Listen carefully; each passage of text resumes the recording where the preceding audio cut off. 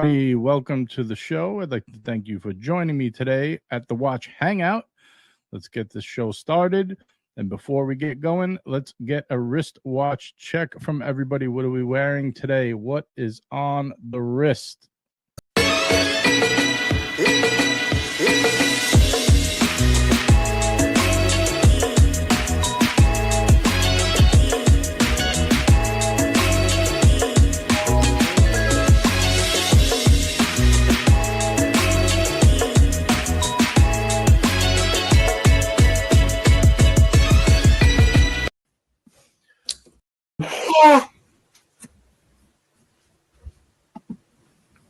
How are you? Yo ho ho, hello. How are you? The Friday Night Watch Hangout. I am going to host tonight, and it looks like I'm ever so lonely. But we are getting closer and closer to Showtime show, the big show of the year. And it's the big show of the year because of Rolex, which I'm not a fan of calling a show the big show of the year just because of Rolex. But the bottom line is, they're not just the 800-pound gorilla in the room. They are like basically the solar system, and everybody else kind of lives in their space, right? That's about it. That's kind of the situation, whether all of us like it or not. So we're 10 days out from Watches and Wonders in Geneva. There's obviously the other show. Fewer and fewer predictions are coming out. People got the predictions out, right? And now it's just the calm before the storm. Lots of micro brands and other brands, especially obviously the ones that don't participate in Watches and Wonders, are doing releases. But the news cycle has been incredibly not slow, boring, right? And that's kind of the painful thing. So we're just gonna have a laid back night tonight. The link is pinned. Also, drop the link in the chat. The WhatsApp group. It's in the WhatsApp group for anybody who wants to join.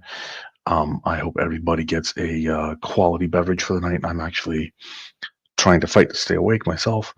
Long few days here, and we'll get a little bit into it. So we just got a couple people so far joining us. It will ramp up. But in the meantime, I do want to say hello to those who have joined us. We have Turtle Knight, who is first.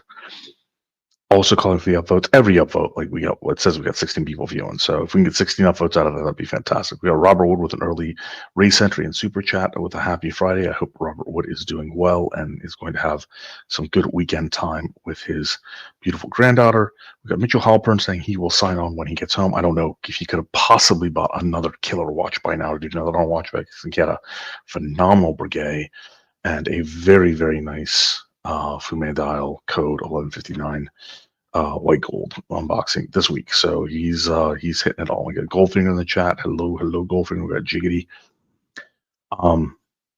So before I get into the news, before I get into everything else, right? First of all, my wrists are naked. There's a good reason for that, but hopefully other people get on, they can go do those shots. But the Serbian kidnappers, they sent a care package to let me know how serious they are about the situation with JJ. And I got to tell you, man, the first care package they sent, they had a dismembered flashlight, and in this one, a dismembered Chris Reeve knife. So they're going straight for the heart. Straight for the heart. So our boy JJ's still in trouble. He's suffering the smell of onions, bad breath, denture cream. It's bad. So really worried about him. But the real problem is that they're force feeding him Chicago style pizza, which is just cruel to do to our boy JJ. So stay strong, and hopefully we'll get enough support, enough upvotes, enough race entries upvotes, enough good news to have you out by the Rolex releases, because we need our JJ. Now next Monday night, which will be Watches and Wonders Eve, Mo and I, the media legend himself, we will be hosting a Watches and Wonders basically all-nighter. And if we are lucky and Mo provides permission, we will also be joined by the captain on that coverage. So that's next Monday night. That will probably go straight into Tuesday again. We go for, 4 or 6 hours. Like, it's long. We may have people join us from the show floor. We'll have There's a possibility because we have people there that we know are going. We have Marco going. We have Blake that's going. We have Swiss, Stefan that's going. Watch Jesus. There will be coverage by a number of different people. My understanding is that a lot of the colony folks are going as well. So don't know who's going to be where, but it will be interesting to see what live coverage we get as well. With that said, as we're ramping up, I think one thing that lots of people have done predictions, but they're talking about like the brands they know that are going to be there. I think 10 days. I don't know that we all know what brands are going to be there because every year I think people are caught kind of off guard, right? So, 60 brands this year, and none of the Swatch Group brands are there. That's been a point of contention for a while. But here are the brands that are going to be there. I think everybody looks forward to seeing what Lange does as well. Alpina's obviously one of the smaller brands. Angelus is actually really, really interesting to me. I certainly look forward to what they release because I think they do some interesting watches. Armand Strong does some interesting watches, but not particularly popular, especially in the down market. Arnold and Son, not terribly interested myself. Artia Geneva, I don't know that I've ever actually seen them or that we've covered them. Baume & Mercier needs a mercy killing. I mean, at this point, I think the brand has been incredibly neglected. They'll be there. Bell & Ross, how I feel about Bell & Ross, but our boy Blake will be there. Vermont, unfortunately, I don't know how many more self-inflicted wounds Vermont can take. So I hope they have a good show. I don't know if it's appropriate to call them, the pinnacle of British watchmaking right now, because there isn't a huge amount of British watchmaking. I would say that the best British brand in watchmaking right now might even be Fair, which is completely different brand than Vermont. I just think Fair is doing better work than Vermont by like an order of magnitude. And obviously you have Fears and some other brands that I think are currently just doing better than Vermont. Bulgari is going to be there. Cartier. Both, I think people will look forward to what they're releasing, but Bulgari has been predictable the past 5 years. Cartier, last year, I thought they actually had like some pretty interesting stuff. Mille has been getting further and further into high horology, so that will be kind of interesting.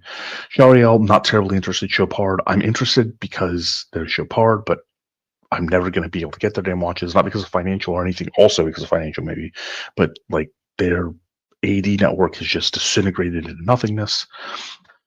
Christian Vanderklaw, really, we touch on them every so often, not something that we generally buy. Chrono Swiss, which has a lot of the collaborations and whatnot as well.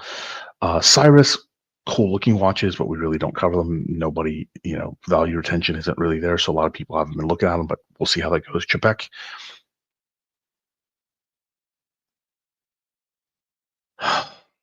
I don't know if Chapek is.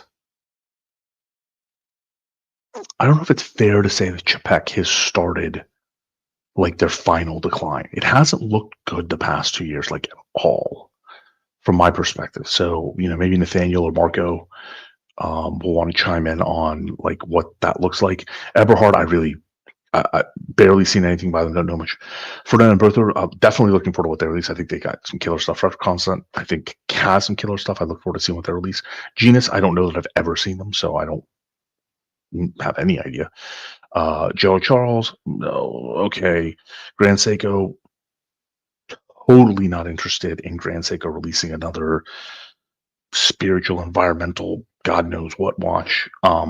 I think they really need to do something interesting this year. I just don't understand how they're moving watches, to be honest with you. Gronefeld, the Gronefeld brothers. I don't know that they'll be releasing anything new, but their current lineup is still pretty stunning. Not a big fan of the discount brand they did, but we'll see. What they're doing. Moser's still on the uptick. Hot lens. All right. Hermes H08 has been a continuous hit for a few years. They've expanded that. I'd like to see them introduce something new. I don't know if the timing's right for them, but I'd like to see them introduce something new. Their Parmigiani situation. Parmigiani hasn't been bought. Maybe there'll be like a big deal announcement. Hermes will finally buy Parmigiani. Hublot's still been trickling out. I think they just released the Arctic Big Bang, so they continue to trickle stuff out. I don't know that we'll see anything terribly new from Hublot. I know nothing about HYT. Not only do I not care about HYT, I absolutely hate HYT. We got Micah Tyler join us. Hello, Micah. We got Philip Hurst Media in the house. Hey. Good to see you, Philip. We got Philip Hurst Media with the super chat. Keep it real, everyone. Have a great night. Thank you very much, Philip. And we have, I'm just going to enter him as Time Panda. I'm going to throw him in the race as Time Panda because I will not remember otherwise. Thank you very much for the super chat and good to see you. We have Brody, who, God, there are 600 lakes in Japan. These Grand Seiko dials are going to go on for a while. Brody with a levity, the unfortunate levity. I'm afraid he is probably not wrong. Lucha Bedek, yo, ho, ho, hello, Mark. Lucha in the house. He had a show this morning, I think I missed. I need to go back and see how that played out. So HYT, just really don't care about them. Really don't like them. I'm actually like, and that's related, obviously, in my opinion, it's related that Davidio had the Black Bay, and then he became, I think, a legend before his time. People overrated his abilities. He went to HYT. He resurrected HYT, which there's no sign of the resurrection. Vermont picked him up, and I think, as far as I'm concerned, he has killed Vermont. He's just murdered them.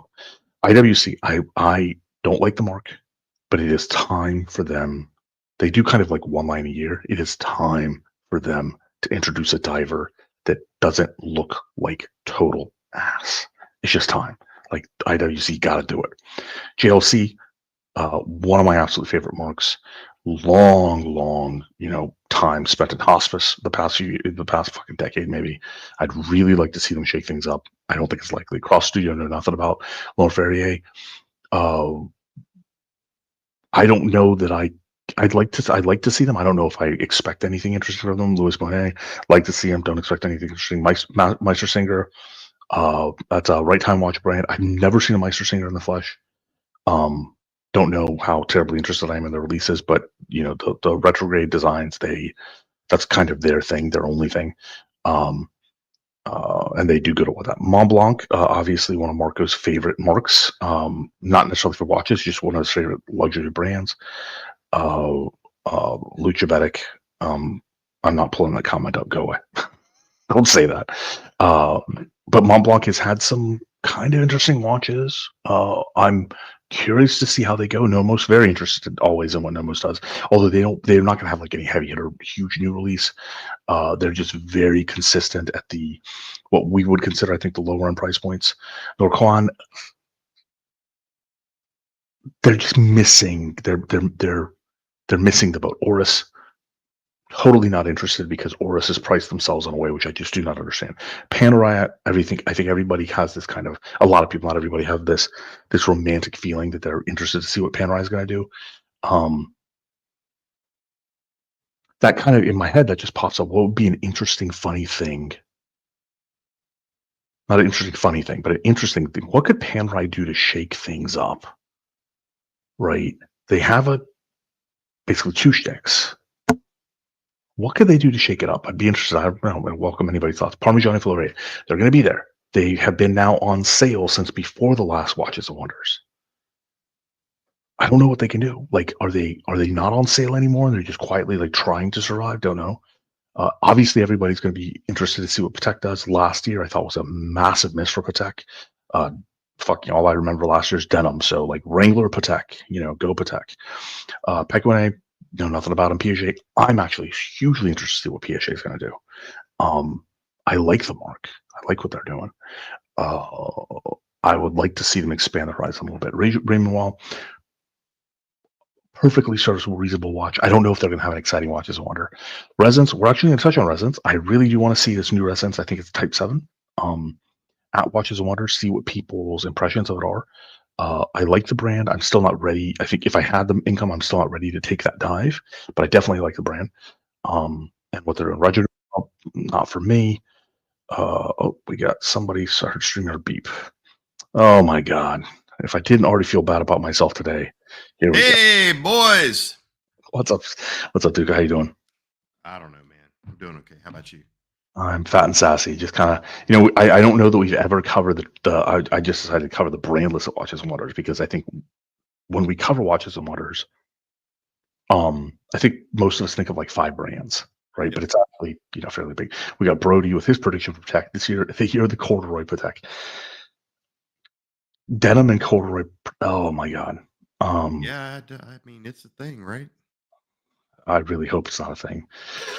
I see. Well, Breguet and Blancpain ever stop being scoffed at? Well, I don't actually think that people scoff at Breguet or Blancpain. I think they scoff at the Breguet man in Brisbane, right? Like that whole shtick. I think Breguet is very well respected. They've been missing, I think their new Type 21 releases stuff were miss. They've got to refine the land, but they've revised the lineup, but they've got still some killer pieces. Obviously, a ton of heritage. Blancpain has a lot of killer pieces and a reasonable amount of heritage, being of questionable heritage. Liberty Swap House and Nathaniel in the house. People are sad about Breguet. I do think people are sad about Breguet. What did you want to say, Duke? Good. Sorry. No, I was going to say Blancpain can. I just don't get. I mean, I think every single person in this group watching knows how to make Blancpain an amazing brand. It is really simple. Take one of their 50 fathoms, make it a Submariner size, and make it a regular release. Don't make it a special, crazy. We only made 100 of them, and they're $20,000. It's not rocket science. I just don't get it. It's actually coincidentally it's the same thing with Breguet. It's like Blancpain and Breguet release for those auctions, those piece uniques. They're exactly what we want, right? And then they don't put it in regular production, and we're like, okay, that makes no sense. And I'm sorry, but they're both overpriced brands for what they just are. So the whole I will comfortably. I'm going to think about this for a second. They are overpriced at retail for what they are. And every single person that knows anything about watches knows that you wait and you buy those guys aftermarket and you get crazy discounts. So why not just admit that as a brand and just discount them at the retailer and sell the crap out of your product? I just don't get it. I don't know. I don't know why they do it the way they do it. It's like the Invicta has that ridiculous model, right, where they put an MSRP and then you buy one, you get 3 free, right? Yeah, but I don't know why that's extreme. But I'm trying to think to myself. Before I say this, because I think I really believe this. Obviously, I need a few more. But if I start at Seiko and I go up, Seiko says oriented, and I go up, I would consider pretty much every current MSRP I have seen overpriced for what you get. And the only reason Rolex isn't considered overpriced for what you get is simply because of their secondary market value. But as a watch, I don't think the MSRP between a sub and a lot of the Omega Seamasters, like as a watch, right, is justified. It's only a brand justification in case of Rolex. So pretty much everybody else is currently, from my perspective, not a good value proposition and overpriced. And I think that's just built into the luxury goods market, though. I think that applies to like all luxury handbags and stuff too. Yeah, no, I don't disagree, but the price differentiation between an Omega and a Blancpain, to me, like you're talking about two extremes, and you can. I mean, if you're going to go buy an Omega, you can justify the $6,000, $5,000 price for a Seamaster. If you want a brand new one in a boutique experience, blah blah blah. But for a Blancpain, you can't. Like, I just don't see anybody going, I really want. I don't think you can. But I brought this up on the Tuesday show, right? Everybody's like, well, 60%, 60% off. And why are the watchmakers so ratcheting up the prices? Well, the bottom line is that the secondary market only exists because there's a primary, right? If their retail prices and discounting at retail and ADs and boutiques is fairly minimized, they continue on that trend. There won't be a secondary market for them. If you want the watch, the only way you're going to get it is from the primary, because the amount of people who buy it in the first place drops off to nothing. And those people then really, really want it or are not willing to part with it for a 60% loss. Well, then the brand dies. See, that's the thing. And I think some of the brands are okay with that. They're like, we're just going to ramp up all our prices. And this is how we're going to do the Hunger Games for our own portfolio. Right. I mean, that's an option. Because, well, I mean, take a look at Universal Genève or even Blancpain itself, right? Blancpain hasn't been in continuous operation. Most of the brands on the screen haven't even been in continuous operation, right? So they do that. They maintain the IP in the brand portfolio, and then they hope for a Universal Genève moment sort of thing, right? I obviously, I mean, real quick, then the rest of the brands, Ruta Silva, I don't know anything about. Speak Maroon, we just talked about on the WhatsApp group recently. Tag, Trilobe, Tudor, we covered pretty much every other brand. I'm not very U-Boat. I'm not excited to see Van Cleef & Arpels. Don't really care about Zenith. I'm definitely not excited to see. I think Zenith needs. Come on, seriously, and that's nothing to do, dude. It's just freaking hair. Where's REG when you need him? to defend the honor of Zenith. The Zen master. Yeah, so I don't know, man. Retail pricing is, to me, it's like every other luxury item. The retail pricing has to continue to go up for the type of people they're trying to attract. Yeah, but some of these brands on the screen right here, I'm okay with the retail pricing. I'm okay with the retail pricing of Zenith. I'm okay with the retail pricing of Tudor. I'm okay with the retail pricing of Rolex. I'm okay with the retail pricing of Patek. Let's see what else I'm okay with. I'm actually okay with the retail price of most Tag and VC. The rest of them, let's see. Honestly, I'm not. I still think they're. I'm not okay with the rest of the retail pricing on these brands. No, the retail pricing of like Blancpain is just worse. Oris is just worse. Like the scale of the error is massive. Vermont, just worse. Yeah. Oh, speaking, we mentioned him earlier. We got Paruk in the chat. Hello. We got Traffic in the chat, who's, I think, the most recent channel member as well. Boris, the third PhD, which I think me and Uncle Curly really don't like that name, but we have to live with it now. Manufacturers won't allow distributors to devalue the branded AD boutique. It's a luxury item. They sell you the perception of discount screams divorce. Yeah, that's what it's at, and I think that applies to the whole luxury market. And that since we are still like the people who actually talk about the secondary market and who know Nathaniels and Marcos and who have a WhatsApp group that will tell you, to get the watch at 60%, we're like 1 to 3% of the market tops. Sure. Right. That's the thing. So it's just one of those things. But these are all. Yeah, Speak Marine's really nice. So Mitch, who will be joining us, possibly had said something that I didn't know. That Speaky himself had been kind of pushed out of his own company, and there was some bad blood there. I do tend to like their watches, although I don't like their latest release. But Ressence, I did have Ressence on my mind because they just released the Type 7. Pull it up. There we go. Can you hear that screaming in the background over? No. Okay, good. So this is the Type 7. It's 41 mil. It is their first GMT. Let's see if we get a good dial shot of the sucker. That's cool. So the resin style that we're at this point, I think everybody should be familiar with, right? Pretty unremarkable styling in that regard. It's just their first GMT. For whatever reason, and I've seen one Ressence in person, and I made the mistake of not asking them if I could hold it in my hand. This clasp to me looks thicker than a Snicker. It looks like a big boy, but it's kind of hard to tell. It is kind of hard to tell, but the clasp looks like the diameter is really small, like it's like a 5-inch wrist size. Yeah, well, I mean, if you wear this watch on a 5-inch wrist, that's as useless as. Well, I'm just saying this how big it looks right there.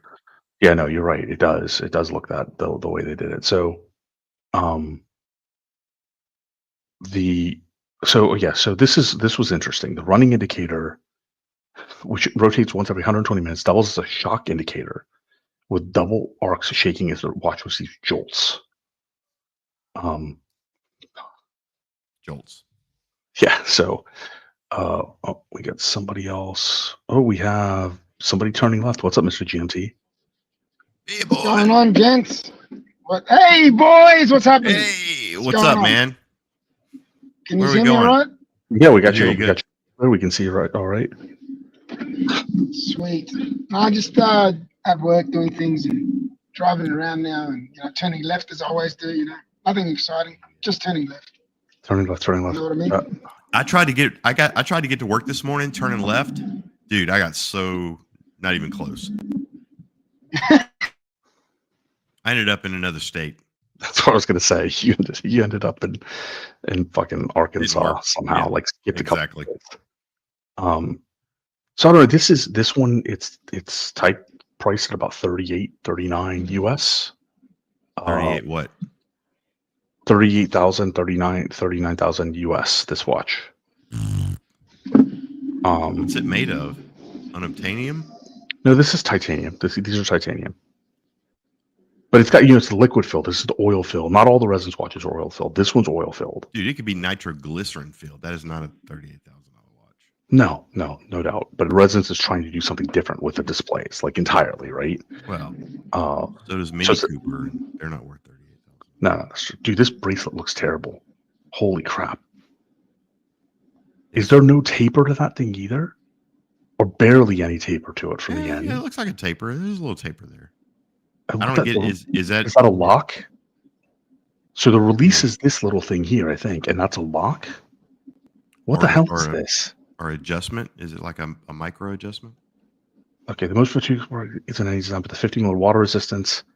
That's new for Resonance. They've never done water resistance before. All right. What about? Okay, somebody can explain to me what that thing is on the bracelet. The bracelet has removable screw links. All right. It's a bump. It's a bump, What? man.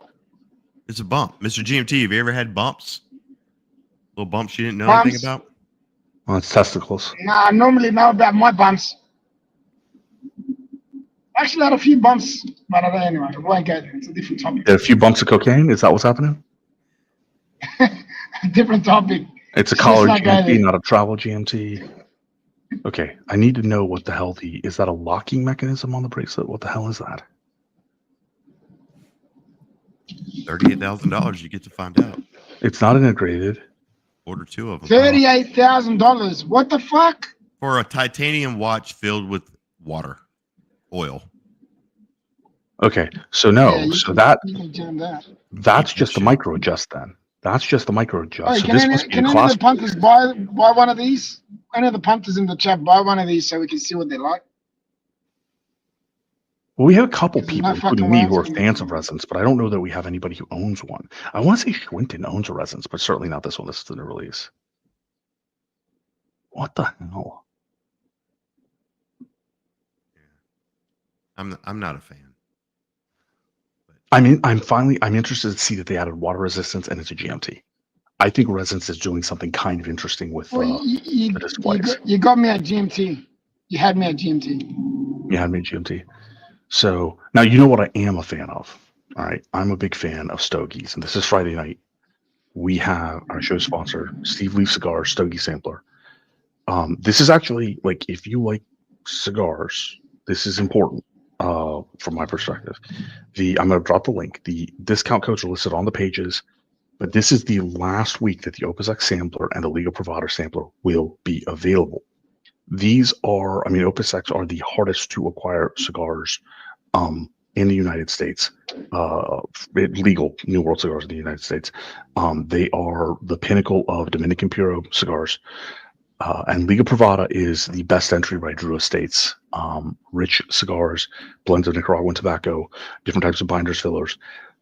You cannot miss if you like cigars with these two packs. Now, Opus X is an intense cigar. Liga Privadas are fairly intense cigars. These aren't, say, beginner cigars. On the same page that I dropped the link to, Steve does offer packs that are for, light people, light cigars, beginner cigars, those type of things. The Silky Smooth pack.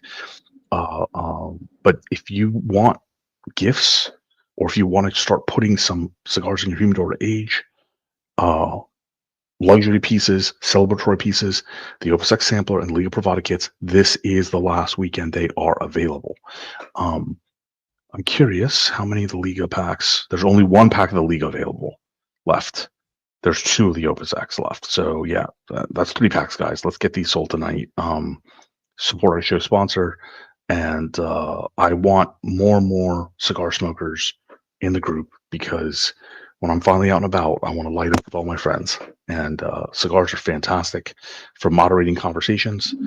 You can justify your conversation length. You know how long the conversation is going to be by the size of the cigar that gets lit first, and the quality of the conversation by the quality of cigar that gets lit. So definitely check out Steve of Leaf Cigars. Again, just drop the link in the chat.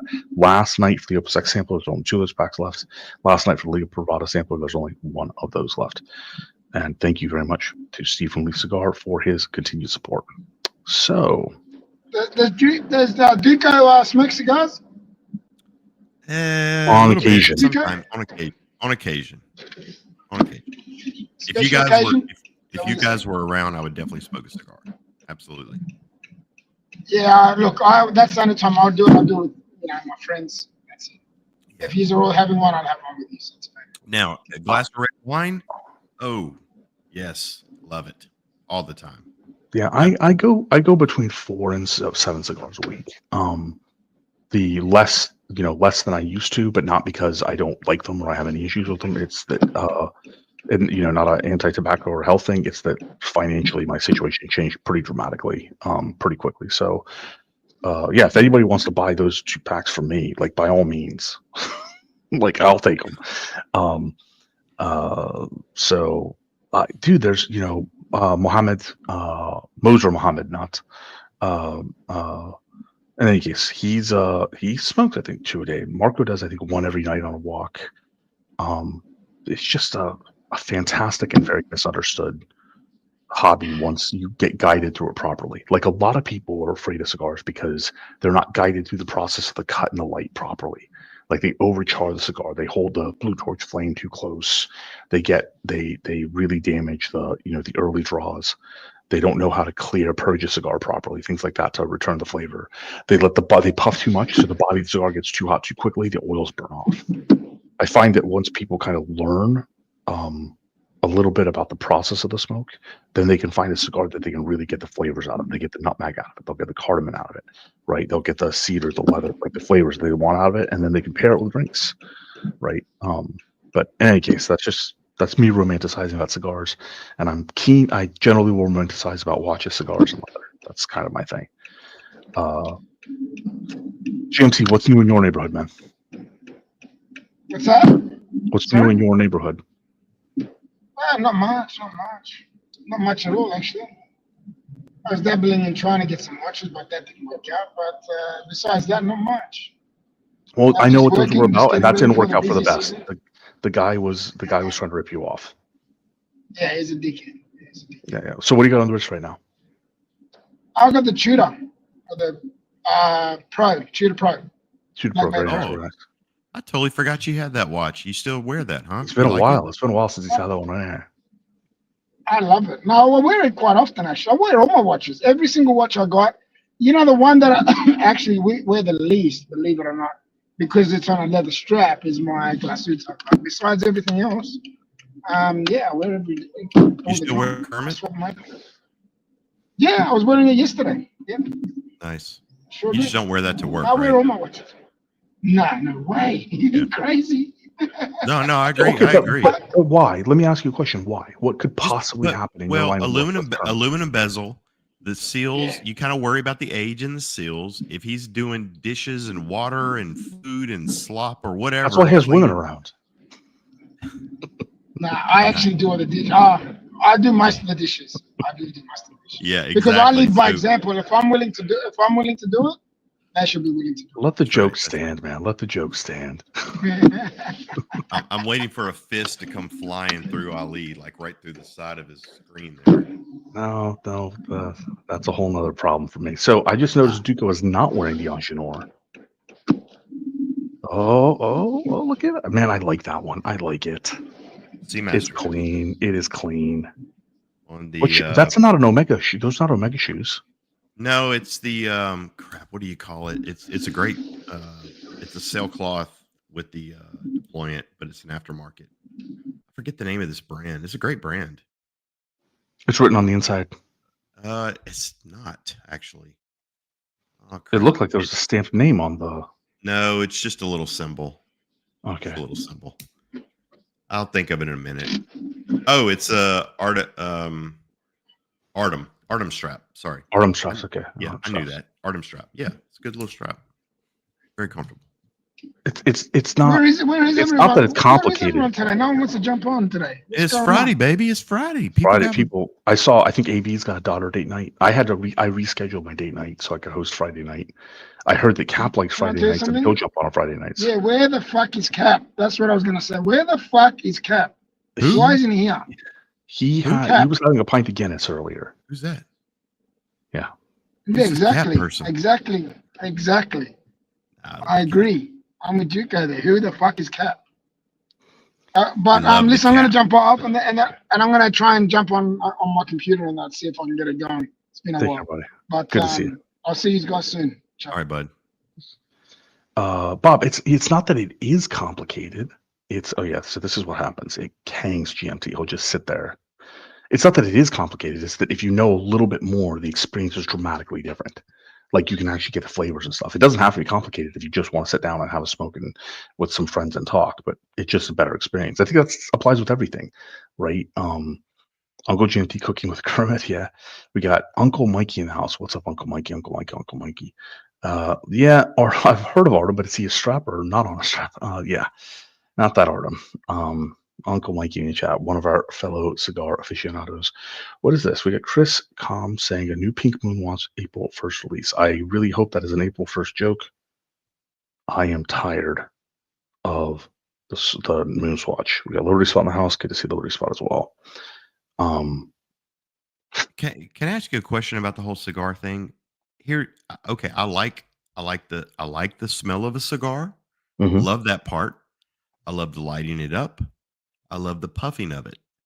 I love the whole experience. What I don't like, or what I don't know how to fix, is the next morning. The taste in You my have the okay. mouth. Okay, so dude, I scrub with. How do you? That's my issue. So I almost every night that I have a drink or a cigar, I know how to fix this. This is not hard to fix.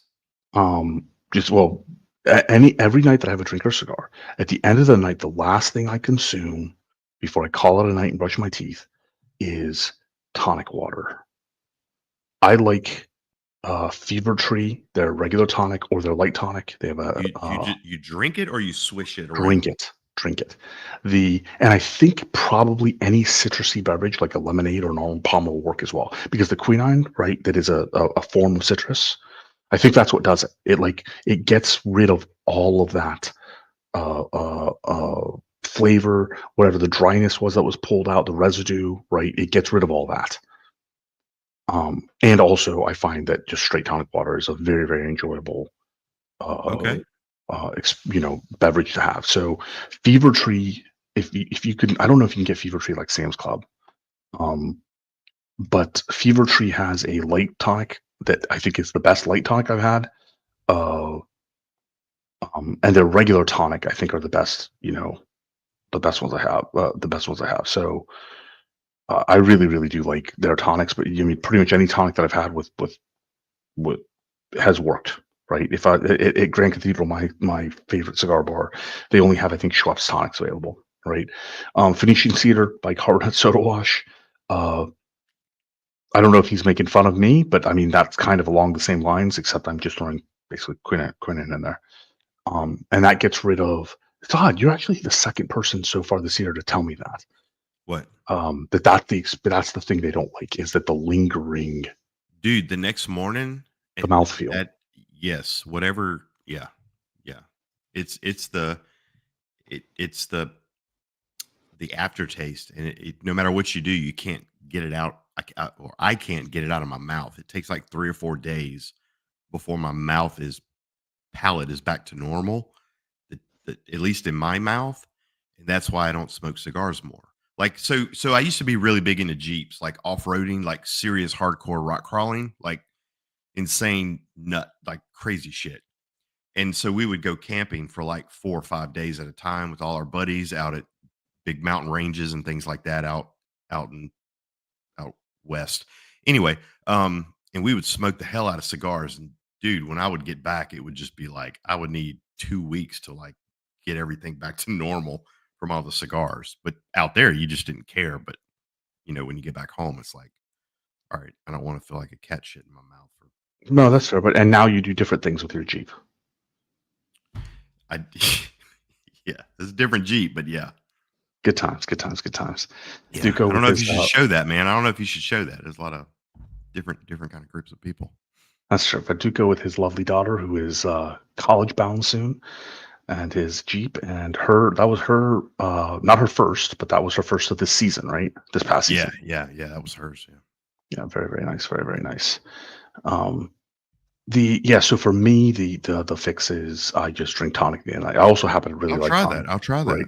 We've got bicarbonate soda wash. That will definitely work. I think it's along the same lines. I'm going to disagree with Liberty Spot on this one. I think that I think that people xylitol because of obviously the sweetener. I don't think the hydroxyapatite will do anything in terms of the residue that regular fluoride toothpaste will do. I do think hydroxyapatite, it might be a much healthier option. The xylitol may definitely do it, but I don't know that the xylitol will do any better than chewing gum for people in terms of like getting rid of the overall thing. There's something about almost like the bicarbonate or the carbonation specifically like to help release release the damn the residue. What's up, Mitch? What's up, Mitch? That's right. Hey, howdy guys. What's up, bud? Hey, Duco. How are you, sir? Usual stuff. Just got back from eating out at the old Chinese restaurant. Oh, very good. A favorite of, never mind, I'm not doing that. Uncle Mikey brings up a good point. Some cigars definitely have a lot less of like a leftover mouthfeel. Now I think that buying Habano cigars is such a ridiculous financial risk. I don't like them compared to most New World cigars. There are a couple like the Trinidad Vejía, the Trinidad Fundadores, Hoy Monterey, Del Ricos, the Roman Julieta, the wide turtles in particular, but like they're such a gamble. I think it's safer. Like I tend to have the experience that Dominican tobacco is the cleanest tobacco in terms of mouthfeel. Nicaraguan tobacco might be the highest quality New World tobacco, but there's a certain mouthfeel. And when they start doing the Mexican wrappers, the San Andreas wrappers, the Honduran wrappers, the Brazilian wrappers, like those smaller market ones, Honduran tobacco I just generally don't like. That one, those are the ones that leave the most like mouthfeel in there. So REG, and then we'll get to Mitch here. REG with some tariff-free love to the crew. Thank you very much, REG, for your continued support. And we hope you are having a good Friday night. So, Mitch, what do you got on the wrist? Today, it's just a Seiko land turtle. He couldn't. He needed a downer after the Piguet and the. It just shows the breadth of my watch interest. That's true. That's true. Or the fact that I don't have apes in the house. I haven't seen apes in a long time. Collection of Brigades and Pateks and things. But that's showbiz. That's showbiz. I would think you would still be on the honeymoon phase with that Piguet. I am, but I don't. I had to go to the dentist. I didn't particularly want to wear it to the dentist. Fair enough. Too ostentatious. Very good. Yes. The Andalusian Bull from LFD, La Flor Dominica, is an excellent cigar. Friday night is sponsored by Steve Aloof Cigars. As much as Swiss may not want to discuss cigars, that is the sponsor for the show tonight, and we do talk about cigars a lot on Friday nights. Yes. Andalusian Bull is also available from Steve right now. I don't know if he has the rest of the LFD line, but it is available from Steve. And he's got Avo, so he's got some of the Davidoff brands as well. If you're interested, you can contact him on the website. Yeah. Back in my cigar smoking days, La Flor Dominicana was one of my favorites. I have so my favorite marks right now, and I get shit for this. My favorite mark right now, like overall, is still Fuente because of just the breadth of their portfolio. They're also literally, I get to spend time with Carlito Fuente Jr. and his son and his sister and like on a regular basis. Then I really, really like Michael Herklotz's Ferio Tigo. Phenomenal new mark. They bought the Nat Sherman portfolio, but his Ferio Tigo Suma and the Elegancia and the Generoso, just phenomenal new blends. He's partnered with Plasencia on those. Plasencia, the Almaforte Black and Gold in particular, phenomenal cigar, phenomenal smoke. And I like Plasencia in terms of Nicaraguan tobacco better than Padron. I'm not a huge Padron fan. Also, the price point is like a half to a third. Then Davidoff, specifically from Davidoff, I like the Grand Cru and I like the Churchill Late Hour. Those two in particular. The Grand Cru number 3 is a fantastic short smoke. I generally don't like to support Davidoff because they are one of the large conglomerates that doesn't support cigar rights. So them and General Tobacco that owns all the New World, Cohiba, Monte Cristo with a barbecue brand, they're actually anti-cigar rights. They lobby against cigar rights to try to kill the smaller brands. So the family brands like the Fuentes, the Padrones, the Perdomos, and stuff like that, bigger fan of those. Then I like a couple of Habanos, which I already covered, but that's pretty much it. There's a couple of other ones that, like La Serena Mexican Mermaid, Every so often, the LCA releases, which is Privada Cigars, hugely controversial guy. He's definitely a hugely controversial guy, Brian over there, but he does have some partnerships that produce some interesting things. I was just given a La Serena Super Sea Monkeys, which is a Cameroon wrapper grown in Nicaragua that is fermented. It's like a near black, smells delicious. I'll let it age for a while. So I have a very just like everything else, like I did the 3 and the G, I kind of narrowed it down to things that are sure things for me, and I'll try like plenty of other things, but those sure things, I just go back to the well over and over again. So well, let's do a quick check. I'm actually interested to see if the last pack. So Liga Privada, there's still 1 left, and the Opus, there's still 2 left. So the links are dropped. They will be going away after this week. So sorry, Peruka. I apologize. Caliber YQG, you are late. You will be appropriately tariffed and fined, and we will send that money to Ari in Canada. Fair enough. That's a good trade. That's good. Yeah, well, that's all. We'll start punishing people. So again, watches. We went over the brands. It's super slow right now, man. I'm hating it. Like Swiss he's in the heartland, right? So Swiss knows what's up. So for him, it's never slow. And he also he's watch meetups. Like if I go to watch meetup, there'll be more Seikos than anything else. Swiss goes watch meetup, and it's like if you don't have a Patek on each wrist, you're just not allowed in. Yeah. I don't feel like maybe I'm crazy, but I just don't feel like there's anything that it just feels like it's going to be a quiet year. What do you guys think? Like, I don't feel like anybody's trying to break out and make any big noise. Like everything's on kind of like Tag is. Yeah, well, tag. Yeah, the tag, yeah, but I don't know, man. I don't know that. I don't know that it's gonna be quite so. No, I don't think it will be quite a year. The way that you think it will be, because nobody's trying to break out. I think that what we consider quite a year is that the secondary market has crashed. Because you and I have had this conversation, right? You were starting to slide out of the watch game because you're like the whole fun of the secondary market and watching the watch values go up and down to the trading and wheeling and dealing, that's gone. Right. Right now that excitement's gone. Unless you're Nathaniel, who is on eBay, whatever. I don't even fucking know how Yish Gambino does it.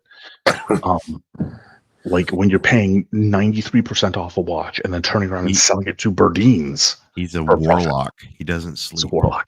He's a warlock. They're all big anniversaries. AP had some fantastic releases. Definitely people. Brody said that. Sorry. Hello. Just me and you, Mitch. What do you want to talk about? Let's talk about Ali. We don't like him, do we? That guy, I tell you. He's such a pain. Yeah. Oh, he's back. Don't say anything. Okay. It's the Ali talk. Hey. Quality issues. Fucking whatever. Reboot. There is dude, new hardware. This hardware is just dying. Yiddish Gambino admitting to embezzlement on air, so he is definitely a Democrat. Knew it. Wait. Okay, not sure where that came from. No, because he admitted it on air, right? It's not that the Democrats are the only ones who do embezzlement, but for whatever reason, they get on national TV and they're like, "That's what I do." I don't know why you're admitting that on national TV.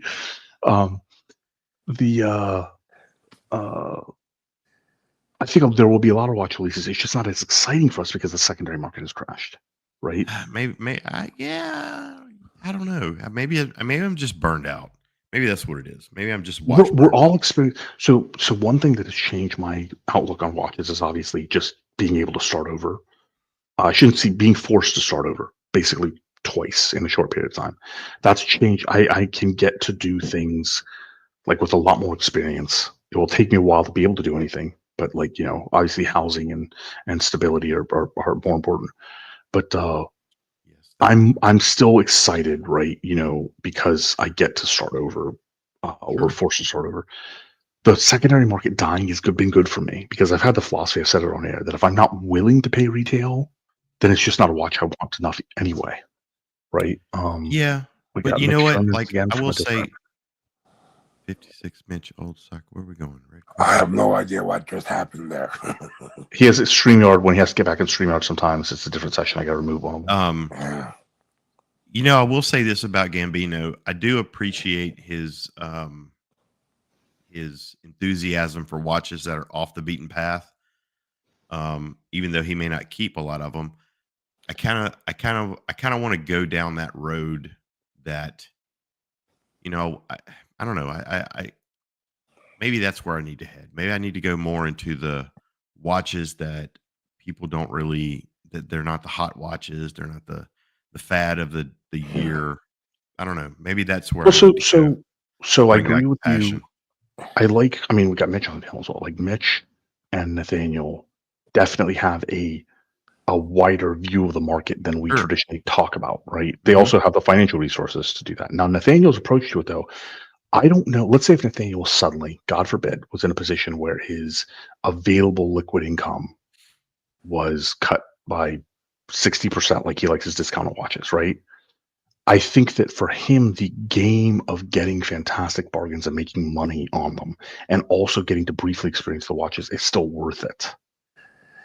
Right. Yeah. So part of that is that when I remember when you and I first met, right, on the early streams that I was on, I had 47, 49 watches. I had all sorts of brands, right, way off the beaten path. Some of them are now part of my daughter's collection. A lot of them are just gone. The Tutimas, the Reservoirs are part of my daughter's collection. There's two Squalies that are part of my daughter's collection, right? Not necessarily off the beaten path like Reservoir, but not like it wasn't nearly as fulfilling as I thought it would be because ultimately I just wouldn't wear them. Right. And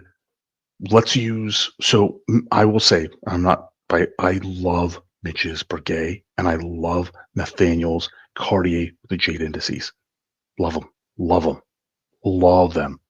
Would never, ever, ever, ever, ever, ever wear them. Ever. Right. So that's the risk. Is like I'm just not built that way. You have to have a certain gravitas and like style. Like Nathaniel has a certain style. Sure. No one's ever accused me of having any style. But you have gravitas. Well, I certainly have my own gravitational field. Being I beat you in gravitational field. I beat you in dude. They fly me out for the Large Hadron Collider. Like it's a calibration instrument. All right, I don't want to hear it. Exactly. Like you got gravitas. So it takes a certain amount of, chutzpah. Okay, we'll stick with chutzpah, right? For those. Yeah, I got a field, man. I got a gravitational field. I'm not a small fella. That's just your left nut that has a gravitational field. And your right bicep. Did you see Jen was trying to flex on you on Tuesday night? Who? Jen. She pulled the Duco. She's like, no, I didn't see it. I wasn't watching. Sorry. I got to go back and see it. Also, I was like this. Yeah. She was trying to flex on you. So I just think that I do think a lot of brands are going to try to make moves. It's just like any other economy, right? As stocks plummet, people try to make their moves, and watch brands, as the market's depressing, people try to make their moves. Micro brands especially have to make a move this year, right? Micro brands have to make a move this year because the market is only going to continue to it's only going to continue to have trouble for them, right? It's going to get worse and worse for them. They have to make a move. So I think like Fair, for example, I think Fair is making moves constantly. And I it's going to like be what interesting they're to see doing. because you think about, I'm not trying to get political, but maybe economical, that a lot of countries are, going to go into a slight recession or Heavy recession. Or heavy recession. And it'll be interesting to see how the watch market reacts to that. How you have a global tariff situation. The tariff situation, but the medium to bottom end of the watch market, I would imagine gets hurt more by a recession more than the super high end. I mean, what do you think? I mean, LVMH's financial reports the past few years indicate that, right?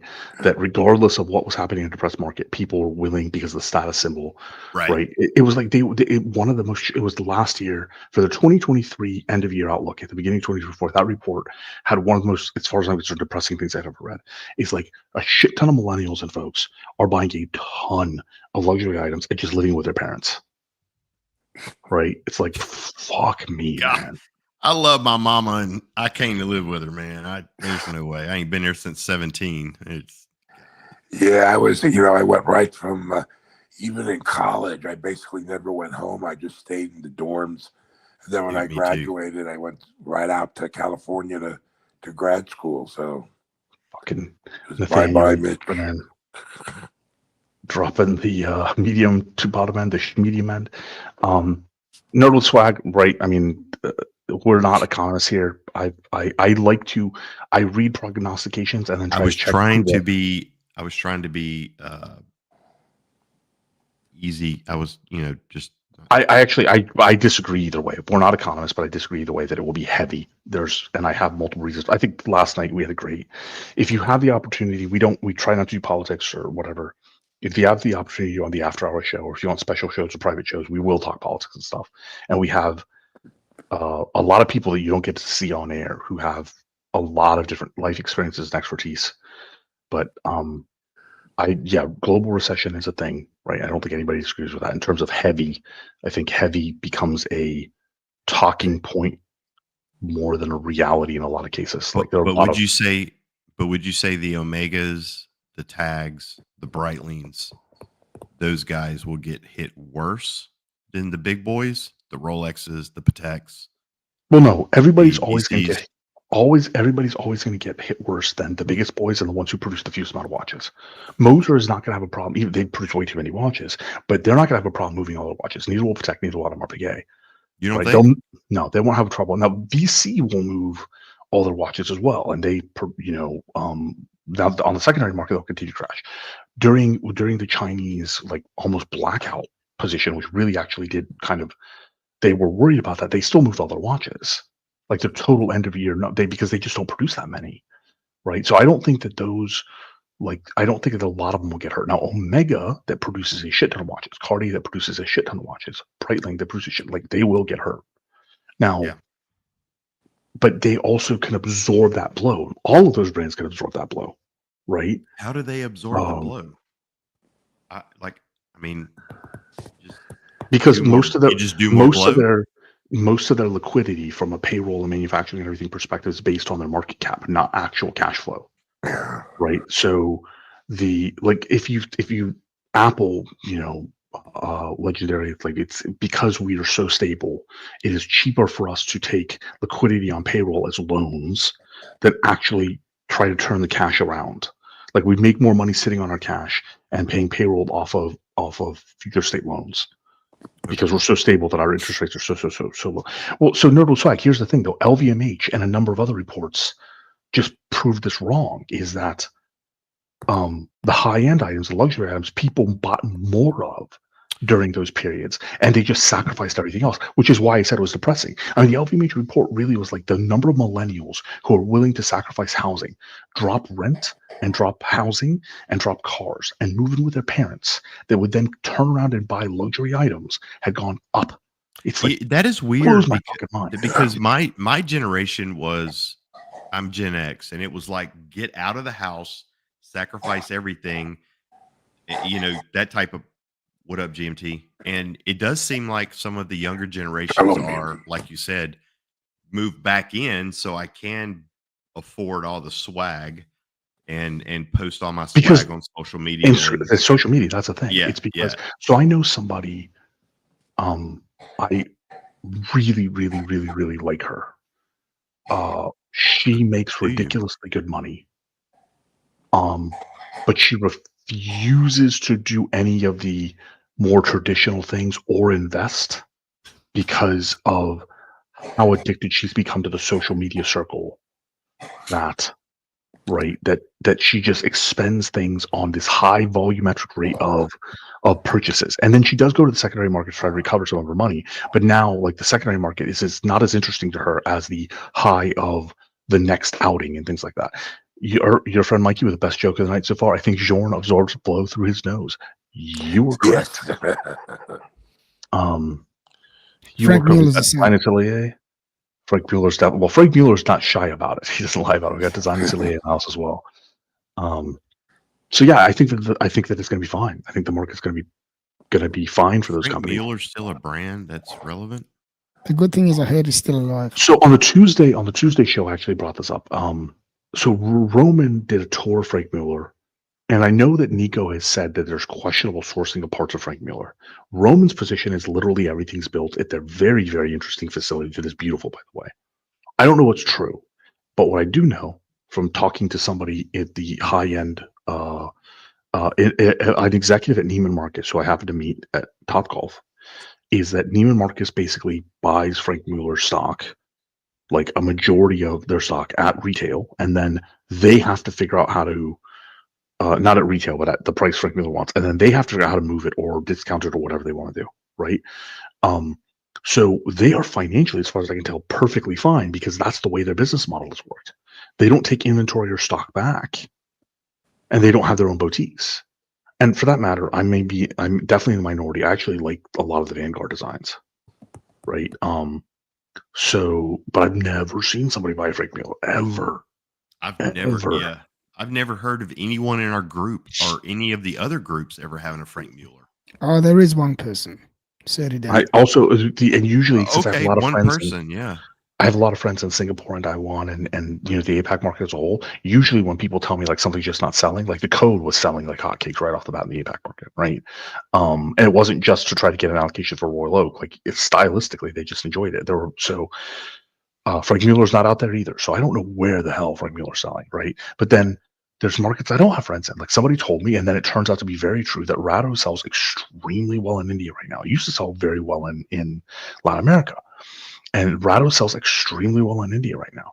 I asked the folks, my friends at Cellini, who buys their Frank Mueller, and the response was a lot of the Wall Street tycoons buy them for their wives. So, well, the Frank Mueller lady watches, that's a possibility, right? But I'm thinking like the Vanguards. Like, to me, I would love to have a nice crazy hours, to be honest with you. I think I would even consider it like as part of my 3 and the G if they had a better track record of reliability, water resistance, shock absorption sort of thing, right? Seeing GMT in his fucking Superman cave is always nice. I can't always be here, but I'm here when I can. The Fortress of Solitude, yeah. Fortress of Solitude, yes. With his new fresh hat on. Look at that. Yeah, baby. Marco Silky Fronte shipped him the hat and a couple other things all the way down in Darwin, Australia. Can we get a wristwatch check? Marco's a legend. Can't thank him enough. What's that? Let's get the up close. Let's get up close to that Tudor. Let's get the up close to that Tudor. Okay. Oh, it's such a good watch, man. That's on the Pro. Dude, your camera focuses so freaking fast, man. Yeah, no, watch this. Ready? See that? Wow. You see that? Dude. Holy cinematography. You see that? Good. Can we get that set up for Robert Wood? Exactly. Now, if you want your own Tudor Pro, if you want your own Frank Mueller at a deep discount, if you want your Breguet like Mitch, if you want your Cartiers like Nathaniel, if you want your Omegas, Marco at Berdeen's, channel sponsor, close friend, Amish Gambino, Silky, can get you whatever you want. He's Watch Marco on Instagram. You can text or WhatsApp him. You can obviously go. You should follow him also on Berdeen's Jewelry. You should follow him Berdeen's Jewelry on YouTube, because once we get the follower count at Berdeen's Jewelry and JJ's channel right, then there will be a Seamaster giveaway that is sponsored by Marco himself. So definitely check out Marco and Berdeen's Jewelry. God, I don't know how many deals he's cut with people now. It's been pretty fucking crazy, to be honest with you. He's the best. He's the best. There's no other word for it. He's the best. He just won't do business with me. So maybe that's I don't like him. Part of. You don't like who? Marco? It's Marco guy. Yeah, that's Marco. You know why I don't like him? Because he doesn't show his face enough, man. Doesn't come around. He was on a lot of shows there for like a week and a half. He was on a lot of shows. Yeah, he only did it just to keep you guys happy, and then decide to fuck off again. No, he's just a tease. He's a little tease. That's what he is. Yeah, he's a prick tease, man. He does it to the women. He does it to the guys. He does it to everyone. The rumor is he's a. I'm not saying it. I'm sure that she is a lovely girl.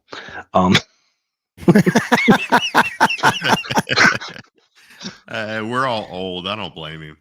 Yeah, no, of course not, man. Of course not. Are you kidding me? I wish I wasn't as old as I am, but I am, unfortunately. Dude, I feel so damn old. So I don't know. That's my take. I don't know, Mitch. What do you think? Do you think that a global recession will truly hurt any of the big brands? No, I think clearly the top of the line brands will be in better shape for the reasons you described than folks in the middle and down. I'd be more concerned if I was Oris than if I was Vacheron. Yep. You know, It's but what I found interesting is the way people behave depending on their demographic. You know, I'm a baby boomer, and when the economy went south in 2008, I was really hurt. I just come off a divorce that was financially crippling, and then the second strike of the recession, and whenever I basically sold all of my watch collections at that point to avoid having to go into my savings, which worked, and that's allowed me now to have some money to spend on frivolous watches. But it sounds like the millennials and whatever behave in sort of an opposite way. Yeah, they behave in a dramatically opposite way. Yeah. So, unfortunately, I mean, we've talked about being old, and at our age bracket, we are very familiar with this man, Robert Wood, with the news that George Foreman has passed away. No. What? Dang. Boy. Wow. How old was he? 76. It wasn't that old, really, man. Wow, what a legend, man. Really, what a legend. What an entertaining guy, too. Yep. Yeah, man. Wow. Was he sick, or does anyone know? Just randomly just Legendary boxer George, by the Daily Mail, legendary boxer George Foreman has died at the age of 76. His family have announced on Instagram. The statement posted on Foreman's account read, "Our hearts are broken. With profound sorrow, we announced the passing of our beloved George Edward Foreman Sr., who peacefully departed on March 21st, 2025, surrounded by loved ones. A devout preacher, a devoted husband, a loving father, and a proud great-grandfather, he lived a life marked by unwavering faith, humility, and purpose. Humanitarian, an Olympian, and two-time heavyweight champion of the world, he was deeply respected, a force for good, human discipline, conviction, and a protector of his family, of his legacy, fighting tirelessly to preserve his good name for his family. We are grateful for the outpouring of love and prayers, and we kindly ask for privacy as we honor the extraordinary life of a man we were blessed to call our own." There's nothing about health issues in this particular article, so God bless. Eventually it'll come out. It'll come out eventually. Well, I mean, if there were, but regardless, God bless and grace watch after George Foreman and his family. For sure. There's a new film, I think, that is coming out where he plays a kind of big part in it. Not himself, but somebody playing him. Playing him. Okay. Oh, there you go. So Robert Wood had to depress the shit out of me. I appreciate it, Robert. Champion, you're a legend, Robert. We have, of course, am I the only thing long jeans are way expensive for retail? So yeah, I do think long jeans are a little bit expensive retail, but I think long jeans is actually very reasonably priced in comparison to like Oris or Vermont, right? So since they kind of fall in that same category, I think long jeans is just a better value and better price than like Oris or Vermont. Long jeans also to me is producing some fucking killer pieces. Like killer pieces. Yeah. Not as consistent as Tag's been the past few months, but holy shit, man. Well, and I would say that Longines is their marketing of their watches. If you are not in the equestrian world, if you are not in the rodeo world, if you are not into the cowboy world, which I would imagine most people in here are not, but they are very big in that world. And they quietly market their products in that world and do a great job at it that most people don't even realize that they do that. So that is true. The World Equestrian Center just had major equestrian event, Longines sponsored. I know Ocala, not too far from me. Tons of Longines stuff on display.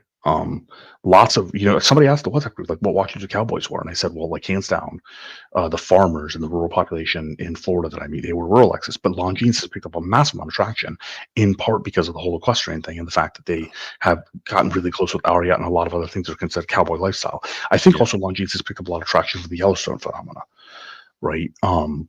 So Nerdless Swag pointing out very appropriately, now he's in heaven with Ali and Smoking Joe. Oof, that stings a little bit, right? I mean, I don't know if Ken Norton's still around. God bless them all, as far as I'm concerned. But, oh man, oh. Thomas Burnett, going back to the brands to watch you wanted to showing up earlier. What do you think of the smaller brands? So Arnold and Son, I don't give a damn about. I really just don't like what they produce at all. Ferdinand Porter, really like Grenfell, really like Lord, really like. I don't know that we're going to see anything that rocks the world from any of them. But I like them, so I'm interested to see what they do. If they just introduce some slight variations, stone dials, they like Gronefeld announces shorter wait times, like whatever, as opposed to a discount brand. Definitely in terms of, so the question is who will have the best release. The thing is, I don't know that any of them will have an interesting new release. Like last year, if we set the smaller brand, like the smaller brand with the best release was hands down Moser, right? They had 2 fantastic releases last year. I don't think anybody else really touched much of anything in terms of a real release, because most of their nicest releases had to do with auctions and things like that, not Watches and Wonders. So I don't know if I expect much from the smaller brands at Watches and Wonders.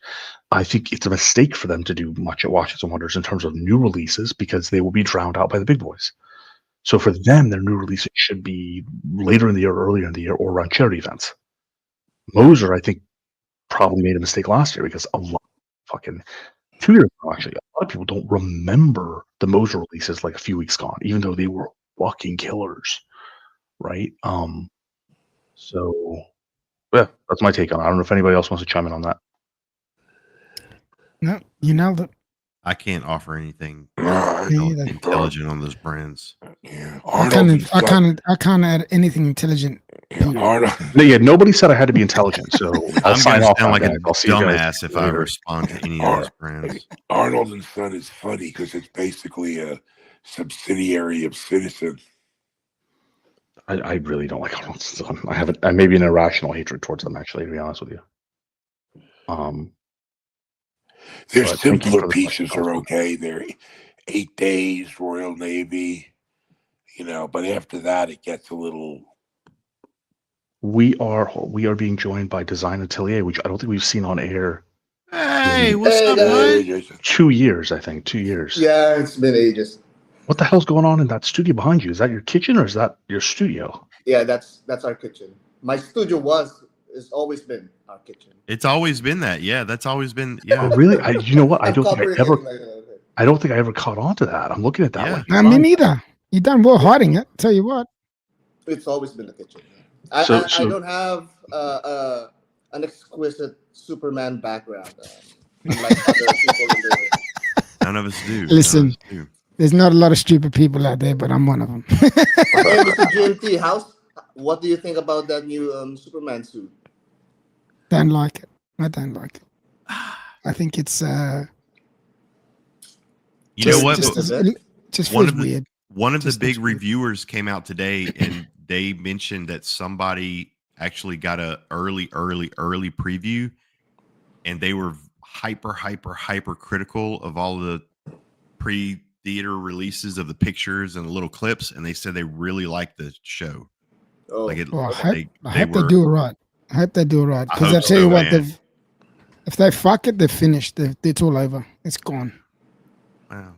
If they ruin this movie, it's gone. I have an unfortunate feeling that the fact that they catered so closely to that Silver Age audience is not going to work in their favor. That the young audience will not receive it well. Yeah, I agree with you there, because that's where the suit came from. That suit is from. And also the Green Lantern, like the haircut Nathan Fillion has, and stuff like that. Like he's gone through it for the Silver Age. Yeah, I mean, I came from that comic book era. Well, not like that old. That it's closer to our generation than it is. Yeah, even exactly. I am a little bit put off by it. I don't know. I don't know. It's just coming from Man of Steel, right? So the way the suit looked on that. It's like coming to of Henry Cavill. It just feels off. And Man, yeah, that's a wasted opportunity there. Henry Cavill's like the best. Yeah. Well, okay, no. So best for the time of comic book movies, right? Like if you couldn't, when DC was floundering on everything else, like I just don't get it. So Design Atelier, you have a new watch release coming out, right? Yeah, it's going to be delayed because the first prototypes it's right here actually. Hold on, let me get you on the big screen. The first prototype. Okay, so I don't think I've seen on the strap. The first prototypes. What happened to them? Yeah, well, we were pretty happy with how it turned out, but there's a lot more changes that we asked some of the suppliers. We ended up going to 11 suppliers with this watch, so we have to go one by one with each of them with all of the refinements. And after our recent visit to Dubai, and I finally saw it together with the Moser. I think we could still improve. Me and Albert, my business partner, we talked about it, and we think that there's a lot more that we could refine, especially with the bracelet. So on the strap, alone, there's certain things like, yeah, it's getting stuck because it has like a lot of rubber material that shouldn't be there. So that's one. And on the bracelet, yeah, there's some. I thought that I thought as much through of all the mechanisms, but we put the toolless links very close to the glass Oh, bridge, so yeah. it's pressing on that. I mean, like, it's such a boneheaded mistake that I should have seen, but until I saw the actual prototype. How hard is it to actually design and bring something like that to fruition? Well, it's actually a lot easier now compared to before. I've had experience with designing at least the dial without the 3D software, just using Photoshop and all that, the usual thing that I usually use.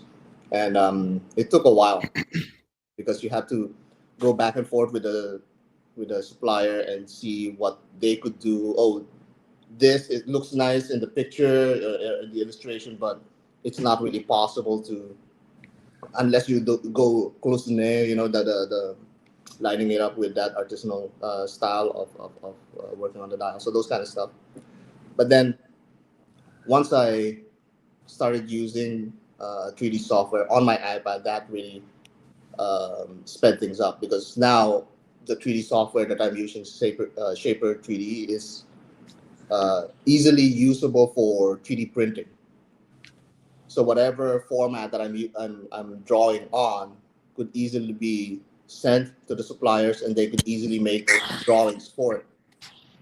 So this watch, in reality, took about 4 months to get into an actual drawing phase, and then by the time that we got the prototype, it's about, like, say, 9 months. So now the problem for you, the design, obviously available tools, 3D prototyping have all improved. The problem for you now is the refining process, which means supply chain. So that becomes... Yeah, that becomes that becomes easier. How's distribution for you? Are you selling just directly in Aruba, or do you have distribution partners? That's the thing. Because my business partner is in the United States, so distribution is going to be to from the United States. Okay, and, all right. It's a lot easier, especially since the market is bigger. The biggest market is United States, so at least that ensures the shipping costs will be lower. And we went to Dubai, so there are some opportunities there for international distribution at a much better rate. We're working on that, and but for now it's going to be online, and somewhat limited batch. First 500 units will be. That's our testing ground. If we sell at least half of that, then we can continue. We already have. And these are still quartz powered, right? Excuse me, sorry? Are these still quartz powered, or are these your first automatics? Oh, these are automatics. Okay, all right. So I saw the case back, but I wasn't sure. You're using a Salida in there? We're using Le Jouperet. Oh, Le Jouperet. Okay, all right. Oh, very nice. You've got the floating ring rotor. Yeah. And even this was updated because after we already did the prototype, the supplier or one of them came to us and said, "Hey, we also are able to do skeletonization of this movement and a different finish." So we went through all of the finishes, and I sent them the skeletonization that I wanted. I don't know if I can I share it here? Let me see. You should be able to share your screen, yeah. Let me see if I could. No, wait, because I'm using the iPad. Oh, okay, let me see if I could do it in my phone. I have a video here of what we came up with, and I was surprised. And again, that goes to show that using 3D software now is very convenient.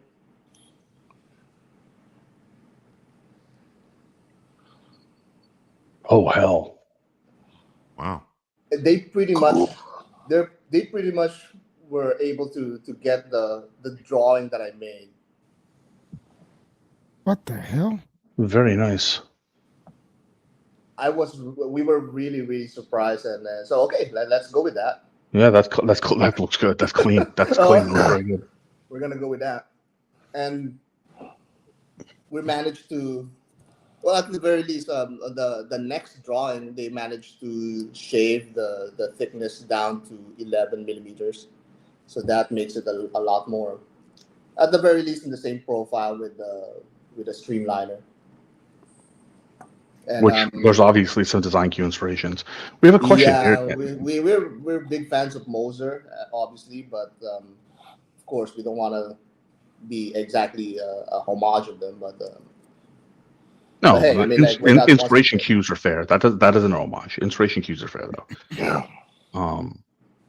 I like I would call them the cliffside indices of the design, things like that. So I like a lot of design cues using. We've got a question here I don't want to lose since it is watching a lot of strong journal. So I was asking what the new Tudor release will be. So honest to God, I have never predicted Tudor even remotely close to accurate. I'm not even going to try this year. I reckon there could be a possibility they do the Pro in maybe a slimmer case and white dial.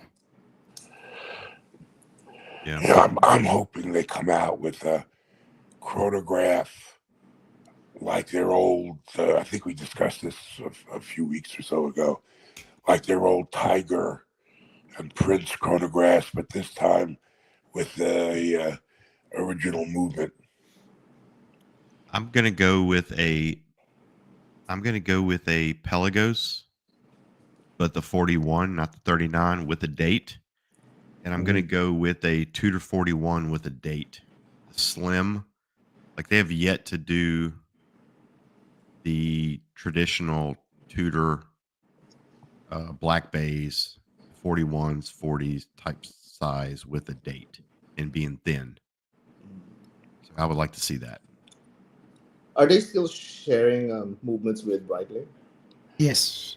For the chronographs, yeah. Yeah, as far as we know, so far. Probably another chronograph. I agree. Yeah. What do you think is going to happen with Breitling, like pushing University of Genève and kind of diversifying the portfolio if the Tudor relationship's going to fall apart? They seem so far apart because Universal Genève is going to be so upmarket. It's going to be right? upmarket. But what I'm thinking is, will Breitling have enough resources, or will they even care about collaborating as they try to move in both directions? I think Tudor's going to have. I would imagine that Tudor has been designing their own chronograph from jump.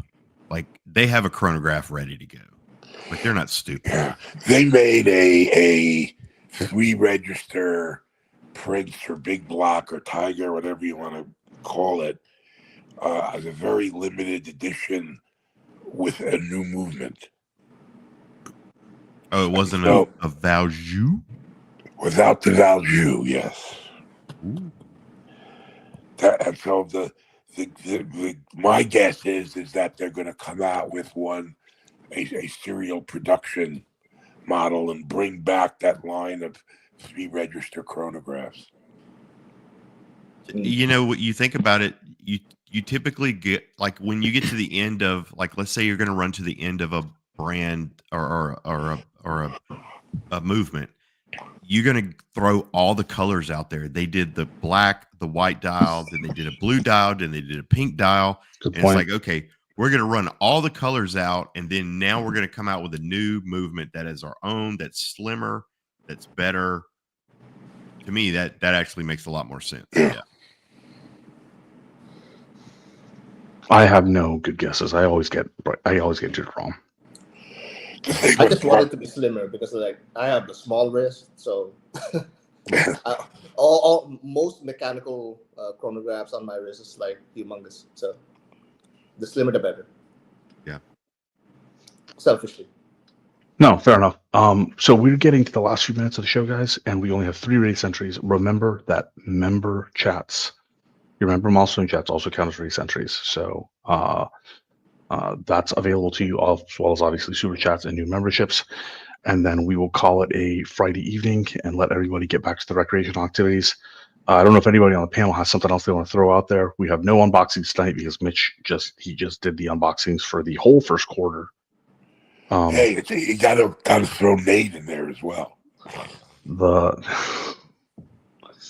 Nathaniel and Mitch taking over the world of unboxings for a while there. We got all right. So we got 2 quick entries that just popped up. We got Duco with a very generous $2 super chat. Thank you very much. Give me a pony. You already got a pony, or your daughter's got a pony. We got Mobster. Actually, not a pony. It's a horse. We have graduated. That's true. We got Mobster with the member chat. Thank you very much for being a member of the crew for 12 months. And we got AB, who was in it to win it.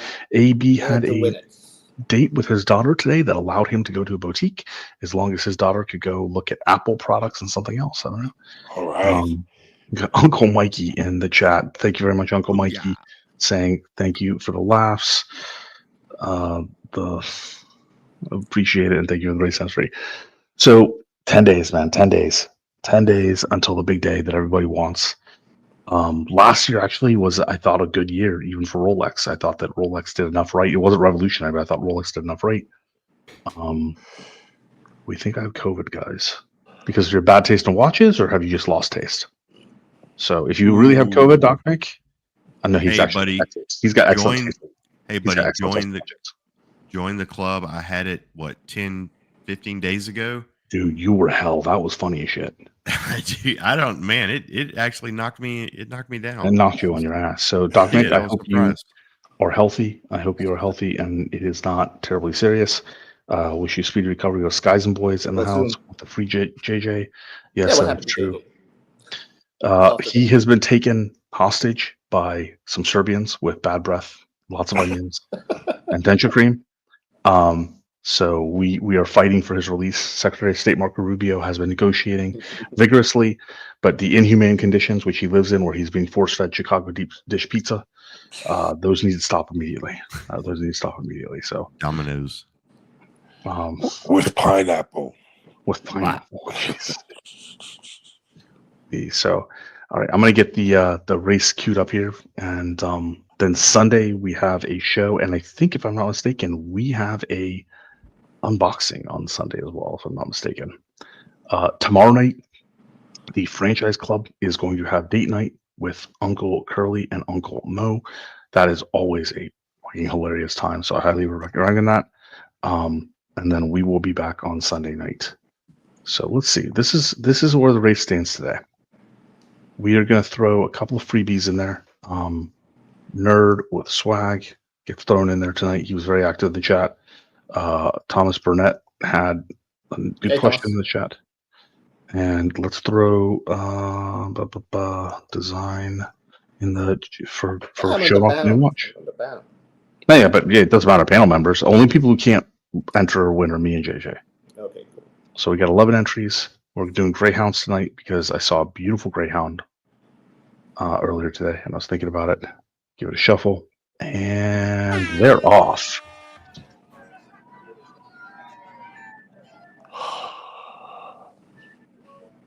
by literally a nostril. Right behind him, Time Panda REG, who's representing the Zenith brand, is there. This means these early leaders, you guys are going to fall behind. So we got to look who's in the back who might catch up. You got Thomas Burnett. Robert Wood. Robert Wood might take, Monster's there. AB's kind of in the middle. Duco's kind of in the middle. And here comes the shift. So who's going to make the big move? These dogs are way too chill. You need to throw some rabbit out there for them. Oh, Duco's making a move. Duco's moving up. Robert Wood's moving up. Oh, and here comes Skies and Boys at REG. Oh no. We are gonna have to check the terms of the USMCA to see if REG is a qualified winner. If he is not, it looks like Skies and Boys by a nostril is second place. So REG, congratulations to REG for winning tonight's race. We hope you are having a good night and you are not freezing your balls off up in Canada. So the frozen tariff land. The frozen tariff land. You're not wrong at this point. Not frozen tundra, it's frozen tariff. Right. Wearing a t-shirt and shorts today outside.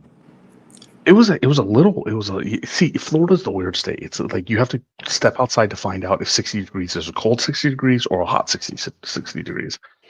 Yep. It's just a weird state. So congratulations, Rory. Thank you everybody for joining us. And we are calling it a night. We will see you guys back on Sunday. Hey guys, look what I can do. I know it's all fun, but I just can't do things. Hey Archie, I'm leaving you tomorrow.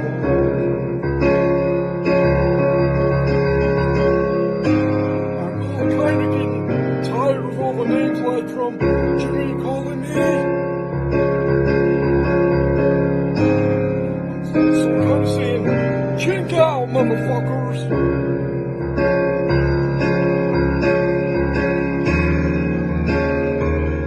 Mike the Snake, I'm leaving.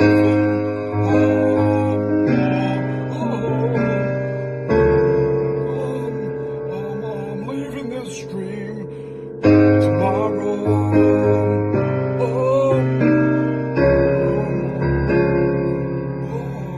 Chink out, motherfuckers.